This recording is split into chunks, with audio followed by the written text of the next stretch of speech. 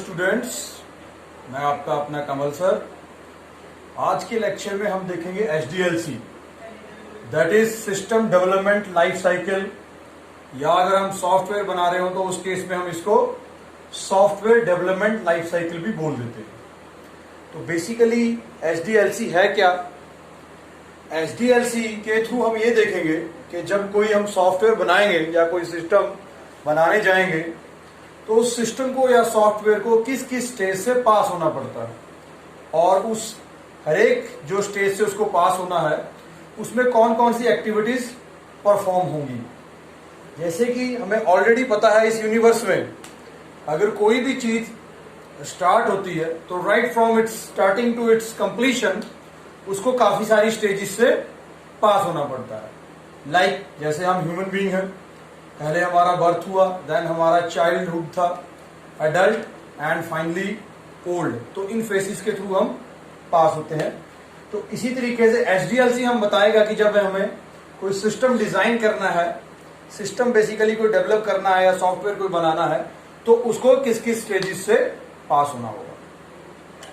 तो अभी हम देखते हैं जब हम बनाना स्टार्ट करेंगे किसी भी सॉफ्टवेयर को या सिस्टम को, तो आप देखोगे उसको विदाउट प्लानिंग हम बनाना नहीं स्टार्ट कर देते। उसके लिए क्या होगा, हमें प्रॉपर ये जो कुछ फेसेस हैं इनको हम फॉलो करते हैं और फिर हमारे पास फाइनल जो हमें हमारा सॉफ्टवेयर या जो भी रिक्वायर्ड सिस्टम है वो मिलता है।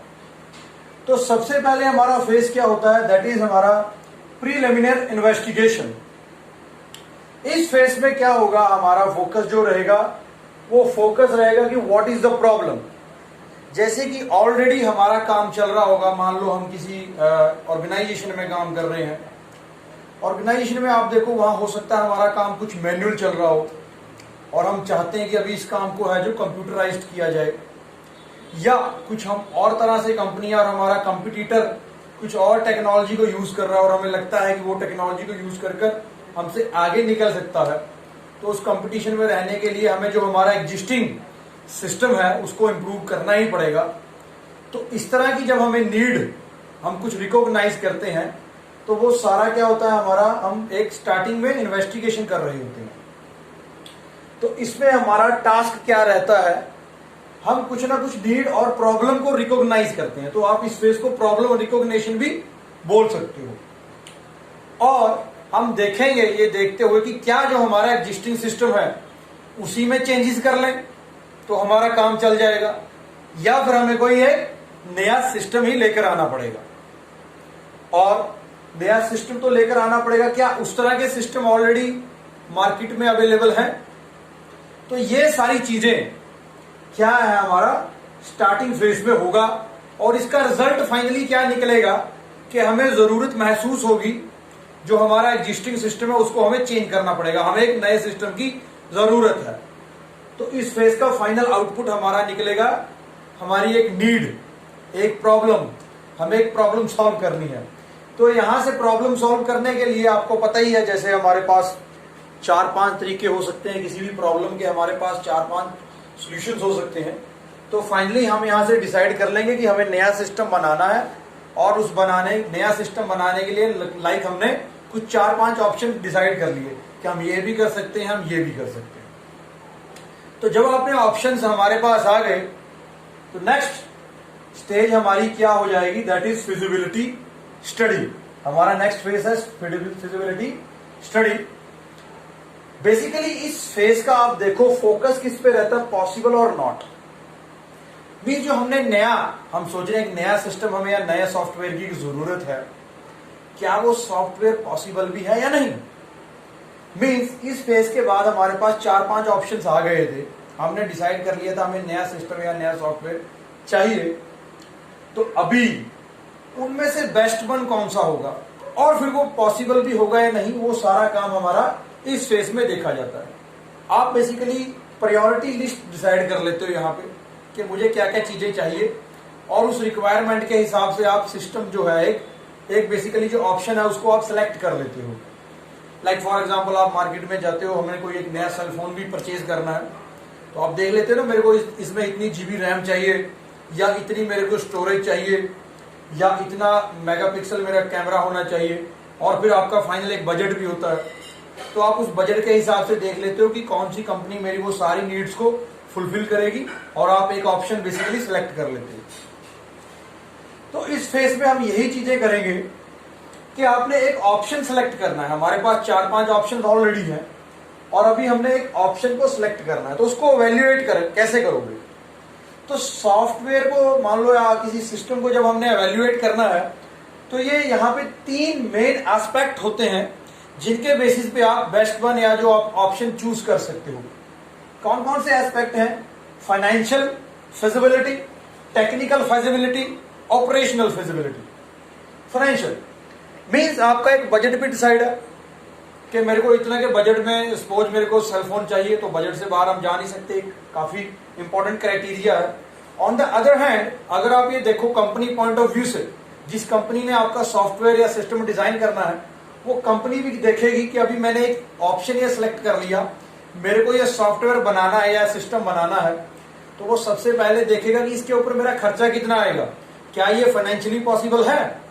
मीन्स अगर मेरे को क्लाइंट 1 लाख ऑफर कर रहा है किसी सॉफ्टवेयर के लिए, तो मेरा उसके ऊपर खर्चा ऑब्वियस है 1 लाख से तो ज्यादा नहीं आना चाहिए, 1 लाख भी नहीं आना चाहिए, उससे कम ही रहना चाहिए खर्चा मेरा, अराउंड 70 to 60,000 जितना भी, क्योंकि तभी मेरे को फायदा। अल्टीमेटली जो कंपनी है उसने सॉफ्टवेयर इसीलिए बनाना है, उसने बिजनेस करना है, उसको प्रॉफिट चाहिए, तो इसमें खर्चा कितना होगा वो उसको पहले डिसाइड करना पड़ेगा, और कितना मेरे को क्लाइंट ऑफर कर रहा है। अगर वो खर्चा उससे कम है, एक्सपेंसेस हमारे उससे कम है, तभी वो सिस्टम पॉसिबल है, तभी वो सॉफ्टवेयर पॉसिबल है, तभी हम उसको बनाएंगे। दूसरी बात, अभी नया सिस्टम जो बनेगा उसके लिए टेक्नोलॉजी भी चाहिए। क्या जिस मैंने क्लाइंट को या यूजर को देना है, क्या उसके पास ये टेक्नोलॉजी अवेलेबल होगी जो मैं सिस्टम या सॉफ्टवेयर बनाना चाहूंगा? क्या टेक्निकल उसके साथ इसकी कंपेटिबिलिटी बनाएगी? तो मीन्स टेक्निकली ये फिजिबल है या नहीं सिस्टम जो मैं बनाने जा रहा हूं, ये हम यहां चीज देखेंगे। तीसरी बात, ऑपरेशनल फिजिबिलिटी। हमने जो सिस्टम बना के देना है, मीन्स फर्दर किसी क्लाइंट को भी दे रहे हो, उस क्लाइंट ने यूज करना, हो सकता है वो कोई कंपनी हो, उसके यूजर्स ने, उसके मीन्स उसके क्लर्क्स हैं, या मान लो हमें किसी कॉलेज को एक सिस्टम बनाकर दे रहे हैं, अभी उनका पहला फीस जो है मैन्युअली ले रहे थे, अभी वो कंप्यूटराइज करना चाहते हैं, तो वहां पे क्लर्क वगैरह ने उसको यूज करना है। तो क्या वो जो हमें एक नया सिस्टम देंगे जो बेसिकली जिन यूजर्स ने वो यूज करना है, क्या वो उस सिस्टम को, सॉफ्टवेयर को सपोर्ट करेंगे? तो ये चीज भी हम यहां देखेंगे कि वो सपोर्ट करेंगे या नहीं, वो भी एक इंपॉर्टेंट एस्पेक्ट है। बेसिकली यूज तो उन्होंने ही करना है। तो इस तरीके से इन 3-4 मेन एस्पेक्ट से, मेन तरीके से हम देखते हैं कि जो हम सिस्टम बनाने जा रहे हैं वो पॉसिबल भी है या नहीं।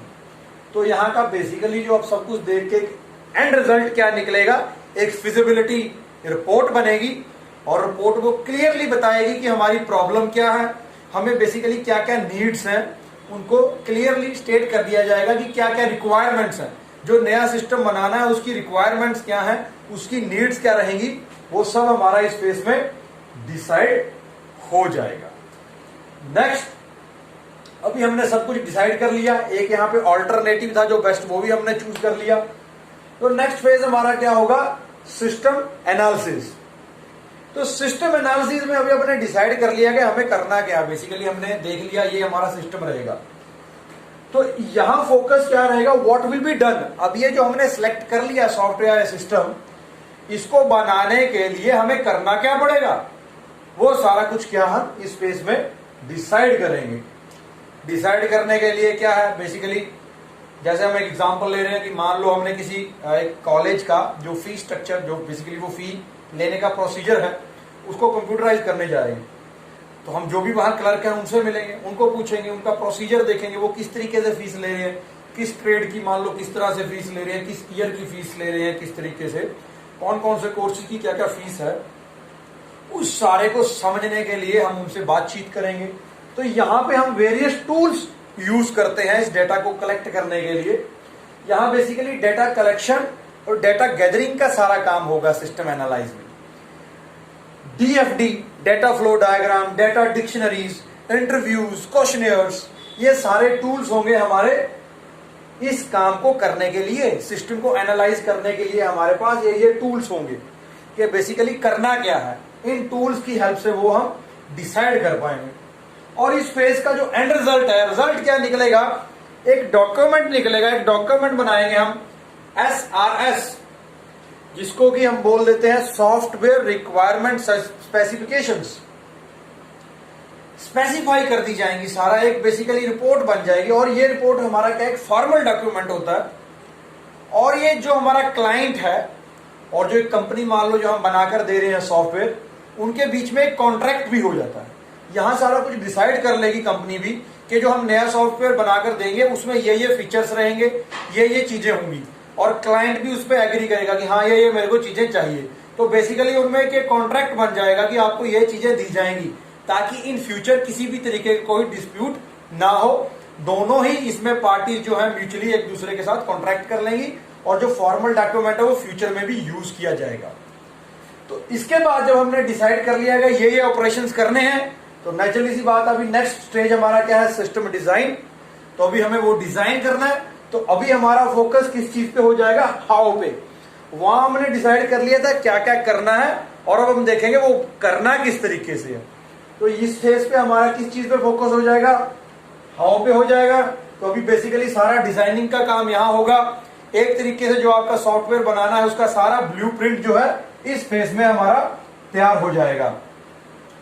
तो हमारा डिसाइड कर लेंगे हमने कि डिजाइनिंग पॉइंट ऑफ व्यू से क्या क्या चाहिए। मान लो एक हम वेबसाइट ही बनाकर चल रहे हैं। एक हमारा जो अभी हम एग्जांपल ले रहे थे कि कॉलेज में फीस को अभी करना चाह रहे हो आप कंप्यूटराइज, तो मान लो वो वेबसाइट पे हमने ऑप्शन डालना है। तो वेबसाइट की सारी जो भी एक्सटर्नल डिजाइनिंग है वो सारा यहाँ पे हमारा परफॉर्म होगा। लाइक हम पूछ लेंगे क्लाइंट से कहाँ आपको आइकन चाहिए, किस तरीके, किधर क्या बटन चाहिए, कहाँ पे रजिस्ट्रेशन फॉर्म चाहिए, कहाँ पे उन्होंने मान लो वेबसाइट बना रहा है कॉलेज एकेडमिक का, सिलेबस का, ये सारी चीजें आपने कहाँ किस स्क्रीन पे कहाँ रखना चाहते हो, ये सारा डिजाइनिंग पार्ट हमारा यहाँ परफॉर्म होता है। तो इसका रिजल्ट निकल के क्या आता है, हमारे पास एक डिटेल्ड सिस्टम डॉक्यूमेंट बन जाएगा। एक प्रोसीजरल फ्लो चार्ट हमारे पास यहाँ डॉक्यूमेंट्स की फॉर्म में बन जाएंगे। तो जब फाइनली अब हमारा सारा कुछ डिसाइड हो गया, नेक्स्ट फेज हमारे पास है कोडिंग एंड टेस्टिंग। इसके बाद हमने करनी है कोडिंग, जिसको आप बोल लेते हो डेवलपमेंट, या जैसे आप बोलते हो कि मेरे को सॉफ्टवेयर डेवलपमेंट बनना है, तो वो डेवलपमेंट जो डेवलपर्स हैं उनका काम आता है इस फेज के ऊपर। उन्होंने करनी होती है कोडिंग। कोडिंग मीन्स अभी आपने प्रोग्राम्स लिखने हैं, सॉफ्टवेयर की कोडिंग करनी है। तो कोडिंग किस तरीके से करनी है, कौन सी लैंग्वेज चूज करनी है, वो सारी चीजें होंगी यहाँ पे डिसाइड। मतलब आप जावा में प्रोग्रामिंग करना चाहते हो, .NET में करना चाहते हो, आपने डिजाइनिंग करनी है, PHP में डिजाइनिंग करना चाहते हो या जावा में डिजाइनिंग करना चाहते हो, वो सारी चीजें होंगी डिसाइड यहाँ पे। मीन्स फाइनली यहाँ पे प्रोग्रामिंग का काम सारा होगा। यहाँ पे आपके सॉफ्टवेयर के लिए प्रोग्राम्स लिखे जाएंगे। उसके बाद आ जाएगा टेस्टिंग। तो जैसे आप नॉर्मली अगर क्लासरूम्स में देखते हो, छोटे छोटे प्रोग्राम बनाते हो, फिर उनको कंपाइल करते हो एरर फाइंड आउट करने के लिए। सिमिलरली जब यहाँ सॉफ्टवेयर आप लिख दोगे, प्रोग्रामिंग कर दोगे, उसके टेस्ट भी करोगे। टेस्ट करोगे इंडिविजुअल प्रोग्राम्स को, आप टेस्ट करोगे। कौन कौन सी टेस्टिंग आप नॉर्मली परफॉर्म करते हो, मीन्स यूनिट टेस्टिंग, इंडिविजुअल हर एक मॉड्यूल को, हर एक प्रोग्राम को आप टेस्ट करोगे। इंटीग्रेशन टेस्टिंग, एक दूसरे के साथ उनका क्या रिलेशन है, क्या प्रोग्राम एक दूसरे के साथ एरर तो नहीं दे रहे, आपस में अच्छे से चल रहे हैं, इंटीग्रेशन टेस्टिंग होगी। ओवरऑल पूरे सिस्टम को आप टेस्ट करोगे, सिस्टम टेस्टिंग।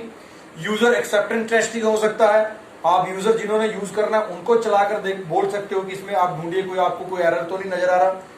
तो ये सारी चीजें हमारी होंगी टेस्टिंग में परफॉर्म। और इसके बाद फाइनली जो आप सॉफ्टवेयर है, सिस्टम है, आप जो यूजर है उसको डिप्लॉय कर दोगे। डिप्लॉयमेंट फेज भी आप इसके बाद बोल सकते हो, एड ऑन कर सकते हो। उसके बाद नेक्स्ट फेज हमारा आ जाता है इंप्लीमेंटेशन का। इंप्लीमेंटेशन मीन्स आपने अभी सॉफ्टवेयर सब कुछ बन गया, सब कुछ तैयार हो गया, अभी जिसको आपने देना था उसको डिलीवर कर दिया, और डिलीवर करके उसके सिस्टम पे अभी आपने उस सॉफ्टवेयर या सिस्टम जो भी था उसको इंस्टॉल कर दिया। फाइनल जिनको देना था उसको दे दिया। और अभी मान लो हम एग्जांपल लेके चल रहे थे कॉलेज की एक फीस का ही, मीन्स आपने जो क्लर्क थे वहां जो भी यूजर उनको यूज करेंगे उनको वो सिस्टम चला कर दोगे, उनको आप ट्रेनिंग दोगे कि ये किस तरीके से वर्क करेगा, किस किस चीज का कहाँ कहाँ फंक्शन है, और आपने बेसिकली इस सॉफ्टवेयर को ऑपरेट कैसा करना है, उन आपको बेसिकली ट्रेनिंग दोगे, इम्प्लीमेंट करोगे अपने सिस्टम या सॉफ्टवेयर को। और साथ ही साथ आप जो अभी आपने नया सिस्टम बेसिकली इंस्टॉल कर दिया उसको एवेल्युएट भी करके देखोगे कि इसको अभी हमने जो नॉर्मली पहले एक्सपेक्टेशन थी उस पर खरा उतर रहा है या नहीं, अभी इससे जो हमारा परफॉर्मेंस एनहांस हुआ है नहीं। पुराने एग्जिस्टिंग सिस्टम था जो, उससे ये बेटर है या नहीं, ये चीजें भी यहाँ पे एवेल्युएट आप करके देख लेते हो। फाइनली हम पहुंच जाएंगे मेंटेनेंस फेज पे। अब मेंटेनेंस फेज पे, और वैसे भी आपको पता है नॉर्मली अगर हम हार्डवेयर की बात करें तो उसका मेंटेनेंस रहता ही है। तो हालांकि आपको मैंने बताया था कि सॉफ्टवेयर में कोई बियर टीयर या इस तरह की तो प्रॉब्लम होती नहीं है, तो इसकी मेंटेनेंस किस तरीके से होगी?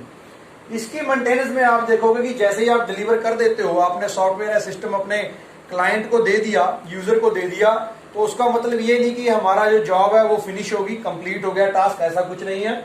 इनफैक्ट अगर आप नॉर्मल देखो कि 40% सिस्टम तो हमारा मेंटेनेंस फेज में ही रहता है। तो मीन्स मेंटेनेंस के लिए क्या है, आप इसके लिए एक अलग से डिपार्टमेंट होता है कंपनीज में।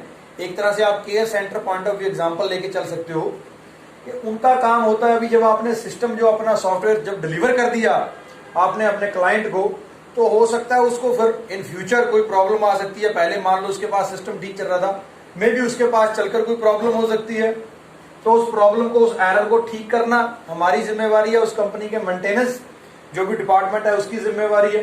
तो इस तरह की मेंटेनेंस जो हमारी कहलाती है वो करेक्टिव मेंटेनेंस कहलाती है। जब आपने फाइनल जो है अपने सॉफ्टवेयर या सिस्टम दे दिया था यूजर को, लेकिन उसको यूज करते हुए कुछ एरर्स नजर आए, एरर्स एनकाउंटर हुए, तो उनको ठीक किया जाएगा, उसको हम बोलते हैं करेक्टिव मेंटेनेंस। दूसरा आ जाता है हमारे पास एडेप्टिव मेंटेनेंस। मीन्स अभी कुछ आपको चेंजेस करने पड़ गए, मान लो फी स्ट्रक्चर का ही हम एग्जांपल लें, अभी किसी कोर्स का फी स्ट्रक्चर चेंज हो गया, तो वो फी स्ट्रक्चर उसमें चेंज करना पड़ेगा, चेंजेस करने पड़ेंगे। तो जब आपने उसमें चेंज कर दिए, चेंजेस जो किए हैं, क्या उसके बाद वो हमारा सॉफ्टवेयर चल पा रहा है, नई एनवायरनमेंट के साथ अडेप्ट कर पा रहा है, तो इस तरह की मेंटेनेंस हमारी कहलाती है एडेप्टिव मेंटेनेंस। और फाइनली परफेक्टिव मेंटेनेंस आ जाएगा। हो सकता है इन फ्यूचर कोई और नई टेक्नोलॉजी आ जाए, यूजर को या जो हमारा क्लाइंट है उसको भी जरूरत है, उसको नीड महसूस हुई कि मेरे को कुछ थोड़ा और एक्स्ट्रा फीचर चाहिए, मेरे को कुछ और एनहेंसमेंट चाहिए मेरे सिस्टम में, तो वो जो फ्यूचर में हम उस सिस्टम में और नए फीचर्स देंगे या एनहेंसमेंट करेंगे, उसको बोला जाता है हमारा परफेक्टिव मेंटेनेंस। तो आई होप आपको समझ आ गया होगा जो मैं समझाना चाहता था। तो आज के लिए इतना काफी है। Thank you very much.